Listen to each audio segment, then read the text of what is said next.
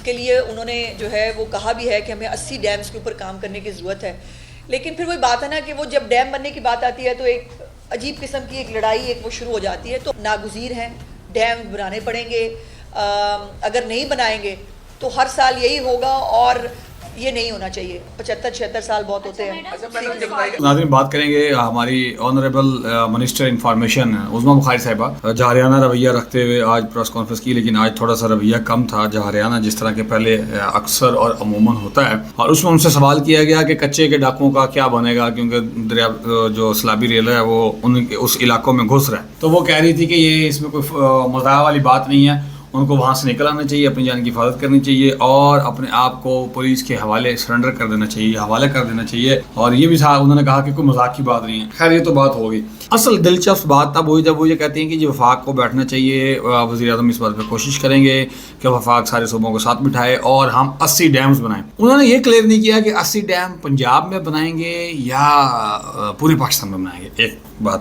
اور دوسرا یہ بات ہے کہ اگر بیک وقت چین اور امریکہ مل کے, حالانکہ دونوں 80 سالوں سے حریف ہیں, اپنے مد مقابل ہیں ایک دوسرے کے, دونوں مل کے بھی اگر 80 ڈیم کے اوپر کام شروع کر دیں تو میرا نہیں خیال 80 سال کے اندر وہ 80 ڈیم پورے مکمل کر لیں, ایسا پاسبل ہی نہیں ہے. آپ کو پتہ ہے کہ پھر بات کرتے ہوئے سوچتے سمجھتے تو ہے نہیں, نہ گراؤنڈ ریئلٹیز دیکھتے ہیں. پھر یہ بات ہے جی, یہ سوال اٹھایا گا کہ اگر ڈیم بنائیں تو سندھ ناراض ہو جاتا ہے. مجھے ایک بات بتائیں, سندھ کا کنفلکٹ ہے دریائے سندھ کے اوپر, اور اس کا نام دریائے سندھ نہیں ہے, اس کا نام ہے انڈس ریور.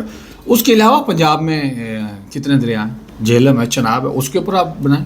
اگر آپ وہاں پہ ان کے اوپر ڈیم نہیں بنا سکتے تو واٹر ریزروائر بنائیں. واٹر ریزروائر نہیں بنوا سکتے تو بیریجز بنائیں.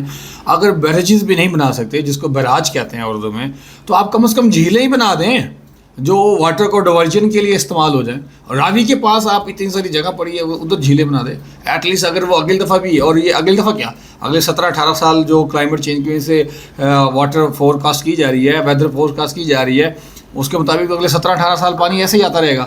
تو آپ ابھی سوچ رہے ہیں کہ وفاق بیٹھے گا اور صوبے بیٹھیں گے, وہ اتحاد کریں گے, وہ تو کبھی بھی نہیں ہو سکتا. کیونکہ جتنے بھی یہ عوام سیاسی جماعتیں کہتی ہیں, میں ان کو سیاسی جماعتیں کہتے نہیں, یہ ہیں سارے کے سارے پریشر گروپ یا سیاسی ٹولے. کیونکہ جو سیاسی جماعتیں ہوتی ہیں وہ اگلی نسلوں کے لیے فیصلہ کرتی ہیں, اور ہمارے ہاں جو سیاسی جماعتیں ہیں یہ صرف اور صرف اپنی اگلی حکومت کی بات کرتی ہیں. This is the basic difference between political pressure groups and the political parties. اور آپ کو کوئی بھی نہیں روکے گا اگر آپ جہلم کے اوپر کوئی جھیل وغیرہ بنائیں, بیراج بنائیں اور واٹر ریزروائر بنائیں, آپ چناب کے اوپر بنائیں, آپ ستلج کے اوپر بنائیں, آپ راوی کے اوپر بنائیں.